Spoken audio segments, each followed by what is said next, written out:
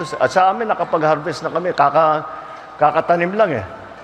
So, hindi, buti na lang yung timing, hindi yung bago aanin, nakapag-anin na tayo. So, kung yung season na susunod,